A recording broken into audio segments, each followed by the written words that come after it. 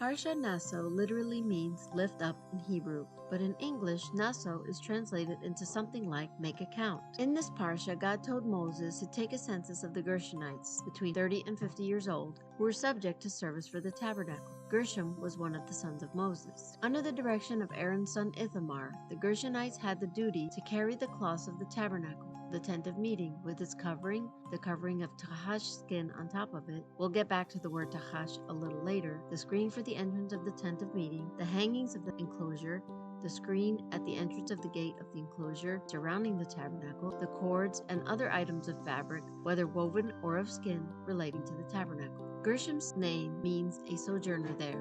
On this earth, we are sojourners and pilgrims. This world, as we know it, is not our home. As our spiritual fathers and mothers before us, we are all just pilgrims passing through this current world, awaiting eagerly the day when the Lord returns to make all things new. But in the meantime, as the literal Gershonites who were responsible for the cloths of God's spiritual tabernacle, the place where God would dwell among them, so are we, the spiritual Gershonites, responsible for the clothes of this earthly tabernacle, our body, which is a temple of the Holy Spirit. Or do you not know that your body is the temple of the Holy Spirit, who is in you, whom you have from God, and you are not your own? As such, we have a responsibility to dress modestly. 1 Timothy 2:9 is the most obvious scripture that points out, I also want women to dress modestly, with decency and propriety, not with braided hair, or gold, or pearls, or expensive clothes, but with good deeds, appropriate for women who profess to worship God. But modesty is, and always has been, a given for godly women. What can we say about the virtuous Proverbs 31 woman? She is not afraid of the snow for her household, for all her household are clothed with scarlet.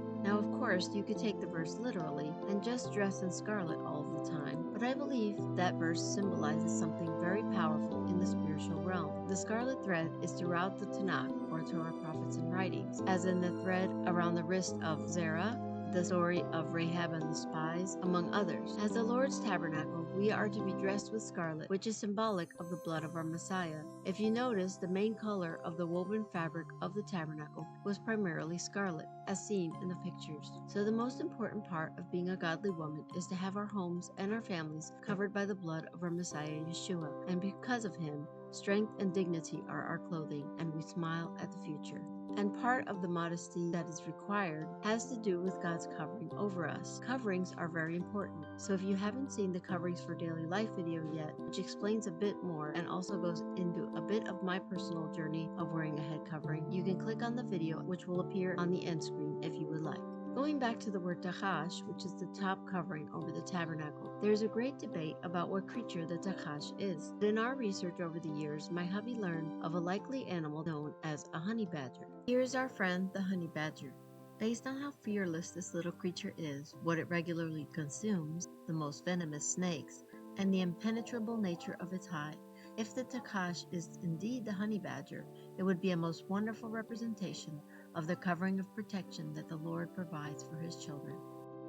As we begin this next section, I must say that I cannot ever mandate how a person should dress or judge them for how they dress, because the Lord works on each person differently based on their spiritual maturity and economic situation. Even though I do not like to judge people for how they dress, I have offered people who are attracting negative attention to their dress a covering to protect them from being viewed in an inappropriate manner, but not to require their adherence to a certain dress code.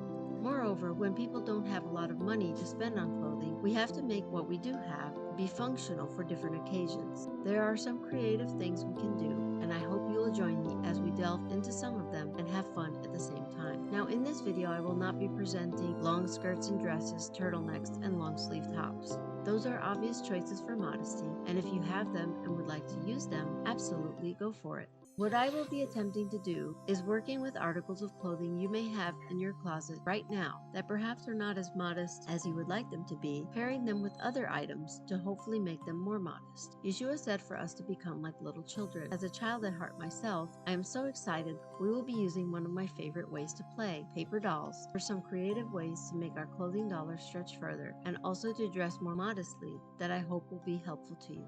Now, some might find the outfits I will be presenting here not modest enough, maybe too form-fitting or for other reasons. So of course, you do you and wear what is best for your walk with the Lord, your level of modesty, and that fits your own unique financial situation. For modesty, each one of our lovely models will initially be shown with a little camisole or tank top and slip skirt instead of undergarments for our illustrations. So without further ado, here we go. Now, girl number 1 here has decided that she would like to wear this hot pink sleeveless top, cute little pleated navy skirt, and sneakers. But she really wants to make this outfit more modest, so she decided to put on these black leggings and pink sweater underneath. On a different day, she wanted to wear the sweater and the leggings, but they were a bit too form-fitting for her taste, so she decided to put the navy skirt and the hot pink top over it, starting from a different point, but getting us to the same place, a modest and super cute outfit. For girl number 2, she wants to wear a sparkly blue top and a yellow short skirt with pretty blue sandals. She can then, for more modesty, put jeggings under it, and then the yellow short sleeve top and a white tank top. Another day, she wanted to wear beige leggings and the yellow top with her yellow flip-flops. Next, we add the yellow skirt and the tank top to create a fun and functional look. Girl number 3 has quite a bit more variety of clothing than the others, so beginning with a high-cut teal top and black leggings with her gray flip-flops, and we're going to add her white tank top, black skirt, and black shoes. Another day, she has a sky blue jumper with some gray flip-flops, but we want to add some gray leggings and a white tank top to make it a little more modest. Another day, she had a black tank top and some black leggings with black shoes, and we want to add a teal top and a black skirt over that. On a different day, she had a green off-the-shoulder top, black leggings, and black shoes. We're going to go ahead and add a black short sleeve top and a black skirt. Another day, she had a low-cut purple top and black leggings with some purple shoes, and we decided to add a purple tank top and a gray skirt. Or conversely, beginning with the purple tank top and the gray skirt, then she added a low-cut purple top and gray leggings. On another day, she had a purple tank top and jean shorts with some flip-flops, and she decided to add the gray leggings, change to purple shoes, and add the purple low-cut top. If you have sewing skills and a bit of time, jean shorts or any shorts for that matter can be made into a skirt, which may be preferred to complete this look. I would like to sincerely thank the site supercoloring.com for these wonderful designs for paper dolls that we are using in an educational way for this video. You can go to their site and print these and many more designs out for free and have fun dressing up and playing with your own paper dolls, or find other coloring sheets and activities for yourself or any other children in your life. They are so much fun. Due to some upcoming events that I need to help prepare for in the ministry, I will be taking a few weeks off from posting videos to this channel, and Lord willing, I will be posting again in early August. I pray you will join me then. Furthermore, if you like this video, please tap the like button, subscribe to this channel if you haven't already, and feel free to post a comment below about this video or ideas for upcoming videos. Thank you all for being a blessing. As we close this video, Parsha Naso is also the Parsha that contains the priestly blessing that I have always posted at the end of these videos. So I pray your Naso Shabbat is blessed under the covering of our Lord Yeshua, and may the Lord bless you, keep you. May the Lord make his face shine upon you and be gracious to you. The Lord lift up his countenance upon you